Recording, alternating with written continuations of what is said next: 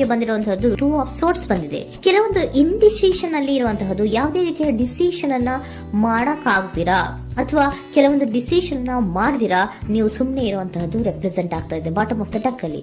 ನಿಮ್ಮ love life ನ ವಿಚಾರದಲ್ಲಿ ರೀಸೆಂಟ್ ಪಾಸ್ಟ್ ನಲ್ಲಿ ಕೆಲವೊಂದು ರೀತಿಯ ಎಂಡಿಂಗ್ ಗಳಾಗಿರುವಂತಹದ್ದು, ಲವ್ ಲೈಫ್ ನ ವಿಚಾರದಲ್ಲಿ ಕೆಲವೊಂದು ರೀತಿಯ ಡಿಸ್ಟರ್ಬೆನ್ಸ್ ಗಳಾಗಿರುವಂತಹದ್ದು, ಅವ್ಯವಸ್ಥೆಗಳಾಗಿರುವಂತಹದ್ದು, ಸಮಾಧಾನ ಇಲ್ಲದೆ ಇರುವಂತಹದ್ದು ರೆಪ್ರೆಸೆಂಟ್ ಆಗ್ತಾ ಇದೆ. ಯಾಕೆ ಅಂದ್ರೆ ಲವ್ ಲೈಫ್ ನ ವಿಚಾರದಲ್ಲಿ ಯಾವುದೇ ರೀತಿಯ ಪಾಸಿಟಿವ್ ಬದಲಾವಣೆಗಳು ಆಗುತ್ತಾ ಅನ್ನುವಂತಹದ್ದು ನೀವು ಪಾಸ್ಟ್ ನಲ್ಲಿ ನೀವು ನಿಮ್ಮ ಲವ್ ಲೈಫ್ ನಲ್ಲಿ ನೀವು ಆಲೋಚನೆಯನ್ನ ಮಾಡಿದ್ದೀರಿ. ಕೆಲವೊಂದು ಬದಲಾವಣೆಗಳಾಗುವಂತ ಸಾಧ್ಯತೆಗಳಿದೆಯಾ ಅಂತ.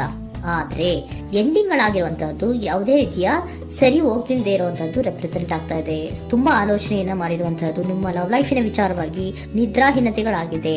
ಕೆಲವೊಂದು ರೀತಿಯ ಸ್ಟ್ರೆಸ್ಸಿಗೆ ಒಳಗಾಗಿರುವಂತಹದ್ದು ನಿಮ್ಮ ರೀಸೆಂಟ್ ಪಾಸ್ಟಿನಲ್ಲಿ ನಡೆದಿರುವಂತಹದ್ದು. ಲವ್ ಲೈಫಿನ ವಿಚಾರವಾಗಿ ಯಾವುದೇ ರೀತಿಯ ಅಂತ ಸಮಾಧಾನದ ಏನು ನಿಮ್ಗೆ ನಡೆದಿಲ್ಲ. ಆ ಕಾರಣಕ್ಕೆ ನಿಮ್ಗೆ ಕೆಲವೊಂದು ವಿಚಾರಗಳನ್ನ ಡಿಸಿಷನ್ ತಗೊಳ್ಳುವಂತಹದ್ದು, ಡಿಸೈಡ್ ಅನ್ನ ಮಾಡುವಂತಹದ್ದು ನಿಮ್ಗೆ ಕಷ್ಟ ಆಗ್ತಾ ಇರೋದು. ನೀವು ಪ್ರೆಸೆಂಟ್ ಸಿಚುಯೇಷನ್ ಅಲ್ಲಿ ಬರುವಂತಹ ಆಫರ್ಗಳನ್ನ ನೀವು ಏನ್ ಮಾಡ್ತಾ ಇದ್ದೀರಾ ಅಂದ್ರೆ ರಿಜೆಕ್ಟ್ ಮಾಡ್ತಾ ಇದ್ದೀರಾ ಅಥವಾ ಮಿಸ್ ಮಾಡ್ಕೋತಾ ಇದ್ದೀರಾ. ಕೆಲವೊಂದು ಆಪರ್ಚುನಿಟೀಸ್ ಗಳು ಬಂದ್ರೂ ಕೂಡ ಅದರ ಬಗ್ಗೆ ನೀವು ಕರೆಕ್ಟ್ ಆಗಿ ಗಮನವನ್ನ ಕೊಡ್ತಾ ಇಲ್ಲ. ಯಾಕೆ ಕೊಡ್ತಾ ಇಲ್ಲ? ನಿಮ್ಗೆ ಗೊತ್ತಾಗ್ತಿಲ್ಲ ಏನ್ ಮಾಡ್ಬೇಕು.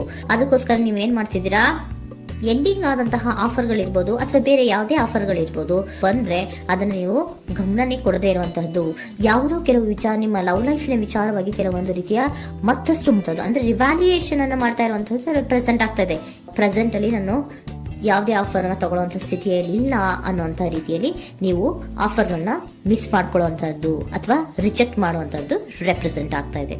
ನೆಕ್ಸ್ಟ್ ಕಾರ್ಡ್ ಬಂದಿರುವಂತಹದ್ದೇನು ಪ್ರೆಸೆಂಟ್ ನಲ್ಲಿ ಪೇಜ್ ಆಫ್ ಸೋರ್ಟ್ಸ್ ಬಂದಿದೆ. ಯಾವುದೋ ಒಂದು ನಿಮ್ಮ ಲವ್ ಲೈಫಿನ ವಿಚಾರವಾಗಿ ಬಹಳಷ್ಟು ಕ್ಯೂರಿಯಾಸಿಟಿಯಿಂದ ಏನೋ ವಿಚಾರವನ್ನ ತಿಳ್ಕೊತಾ ಇದ್ದೀರಾ, ಬಹಳಷ್ಟು ಕ್ಯೂರಿಯಾಸಿಟಿಯಿಂದ ತಿಳ್ಕೊತಾ ಇದ್ದೀರಾ ಏನಾಗ್ತಾ ಇದೆ, ಹೇಗಾಗ್ತಾ ಇದೆ ಅಂತ. ತುಂಬಾನೇ ನೀವು ಕೆಲವೊಬ್ರು ಲವ್ ಲೈಫಿನ ವಿಚಾರದಲ್ಲಿ ತುಂಬಾನೇ ಮಾತು ಕೂಡ ಆಡ್ತಾ ಇರುವಂತಹದ್ದು ರೆಪ್ರೆಸೆಂಟ್ ಆಗ್ತಾ ಇದೆ.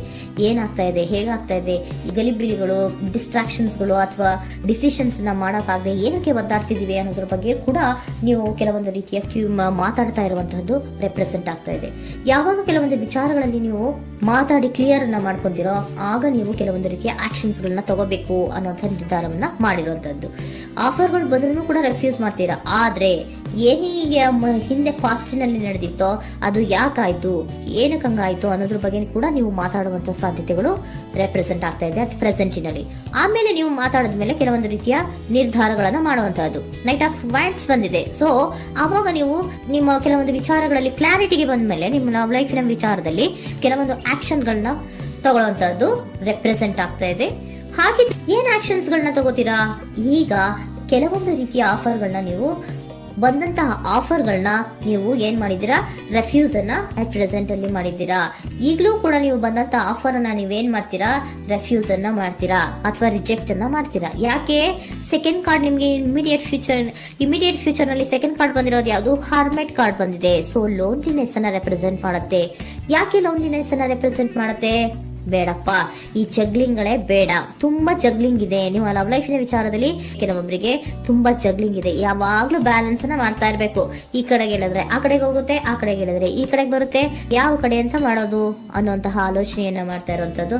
ಸದ್ಯಕ್ಕೆ ಯಾವುದೇ ಆಫರ್ ಬೇಡ, ಸ್ವಲ್ಪ ಒಂಟಿಯಾಗಿರೋಣ ಅಂತ ನೀವು ಆಲೋಚನೆಯನ್ನ ಮಾಡ್ತಾ ಇರುವಂತದ್ದು ರೆಪ್ರೆಸೆಂಟ್ ಆಗ್ತಾ ಇದೆ.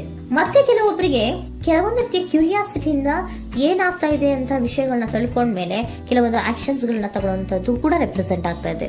ಯಾವುದೇ ರೀತಿಯ ಭಯ ಇಲ್ಲದೆ ವಿಷಯಗಳನ್ನ ತಿಳ್ಕೊಂಡು ನೀವು ಆಫರ್ಗಳನ್ನ ಅಟ್ ಪ್ರೆಸೆಂಟ್ ಅಲ್ಲಿ ರೆಫ್ಯೂಸ್ ಮಾಡೋ ಸಾಧ್ಯತೆಗಳು ಕೂಡ ಕೆಲವೊಬ್ಬರಿಗೆ ರೆಪ್ರೆಸೆಂಟ್ ಆಗ್ತದೆ. ಯಾಕೆ ಆಫರ್ಗಳನ್ನ ರೆಫ್ಯೂಸ್ ಮಾಡ್ತೀರಾ? ನಿಮ್ಮ ಲವ್ ಲೈಫಿನ ವಿಚಾರದಲ್ಲಿ ಬರೀ ಜಗ್ಲಿಂಗ್, ತುಂಬಾ ಬ್ಯಾಲೆನ್ಸ್ ಅನ್ನ ಮಾಡ್ಬೇಕು. ಯಾವ ಕಡೆ ಮಾಡ್ಬೇಕು, ಹೇಗ್ ಮಾಡ್ಬೇಕು ಗೊತ್ತಾಗದೇ ಇಲ್ಲ. ನೀವೇನ್ ಮಾಡ್ತೀರಾ, ಸ್ವಲ್ಪ ದಿನದ ಮಟ್ಟಿಗೆ ನಾನು ಲೋನ್ಲಿ ಆಗಿರ್ಬೇಕು ಅನ್ನೋದನ್ನ ಇಲ್ಲಿ ನಿಮ್ಗೆ ಲವ್ ಲೈಫಿನ ವಿಚಾರವಾಗಿ ರೆಪ್ರೆಸೆಂಟ್ ಆಗ್ತಾ ಇದೆ. ಈ ಎಲ್ಲಾ ಕನ್ಫ್ಯೂಷನ್ಸ್ ಇರೋದ್ರಿಂದಲೇ ನಿಮ್ಗೆ ಬಾಟಮ್ ಆಫ್ ದ ಡಕ್ ಬಂದಿರುವಂತಹದ್ದು 2 ಆಫ್ ಸೋರ್ಟ್ಸ್ ಬಂದಿರುವಂತಹದ್ದು. ಸೊ ಇಂಡಿಸಿಷನ್ ಆಗ್ತಿರೋಂತ ಏನ್ ಮಾಡ್ಬೇಕು ಗೊತ್ತಾಗಲ್ಲ. ಅದಕ್ಕೇನೆ ನೀವು ಇಲ್ಲಿ ಕುತ್ಕೊಂಡ್ಬಿಟ್ಟಿದ್ದೀರಾ, ನನ್ನ ಲವ್ ಲೈಫ್ ನ ವಿಚಾರವಾಗಿ ಯಾವ ನಿರ್ಧಾರವನ್ನ ಮಾಡ್ಬೇಕು ಅನ್ನುವಂತಹ ಆಲೋಚನೆಯನ್ನ ಮಾಡ್ತಾ ಇರುವಂತದ್ದು, ಹಾಗೇನೆ ಮಾಡುವಂತಹದ್ದು ನಿಮ್ಗೆ ರೆಪ್ರೆಸೆಂಟ್ ಆಗ್ತಾ ಇರೋದು. ಕೆಲವೊಬ್ರು ರೆಫ್ಯೂಸ್ ಅನ್ನ ಮಾಡಿ ಮುಂದೆ ಹೋಗುವಂತ ಸಾಧ್ಯತೆಗಳು ಇರುವಂತಹದ್ದು. ಮತ್ತೆ ಕೆಲವೊಬ್ರು ಆಫರ್ಗಳನ್ನು ಬರುವಂತದನ್ನ ಬ್ಯಾಲೆನ್ಸ್ ಅನ್ನ ಮಾಡಬೇಕು, ಜಗ್ಲಿಂಗ್ ಅನ್ನ ಮಾಡಬೇಕು, ಸದ್ಯದ ಮಟ್ಟಿಗೆ ಒಂಟಿಯಾಗಿ ಇರೋಣ ಅಂತ ಆಲೋಚನೆಯನ್ನ ಮಾಡ್ತಾ ಇರುವಂತದ್ದು ರೆಪ್ರೆಸೆಂಟ್ ಆಗ್ತಾ ಇದೆ. ನಿಮಗೆ ಏಂಜಲ್ ಗೈಡೆನ್ಸ್ ಏನ್ ಕೊಡ್ತಾ ಇದ್ದಾರೆ, ಡೋಂಟ್ ಸ್ಟಾಪ್. ಇಲ್ಲಿ ಡೋಂಟ್ ಸ್ಟಾಪ್ ಇನ ಅರ್ಥ ಏನಪ್ಪಾ ಅಂದ್ರೆ, ಯಾವ ಕೆಲವು ವಿಚಾರಗಳ ಬಗ್ಗೆ ಕ್ಲಾರಿಟಿ ಬೇಕು ನಿಮ್ಗೆ, ಯಾವ ವಿಚಾರಗಳಲ್ಲಿ ನೀವು ಕನ್ಫ್ಯೂಷನ್ಸ್ ಅಲ್ಲಿ ಒದ್ದಾಡ್ತಾ ಇದ್ದೀರಾ, ಏನ್ ಕ್ಲಾರಿಟಿ ಬೇಕೋ ಅದನ್ನ ಧೈರ್ಯವಾಗಿ ಮುಂದೆ ಬಂದು ಅದನ್ನ ಕ್ಲಾರಿಟಿಯನ್ನ ತಗೊಂಡು ಮುಂದೆ ಹೋಗು, ಅಲ್ಲೇ ನಿಂತ್ಕೋಬೇಡ ಅನ್ನುವಂಥದ್ದನ್ನ ನಿಮ್ಗೆ ಹೇಳ್ತಾ ಇದ್ದಾರೆ.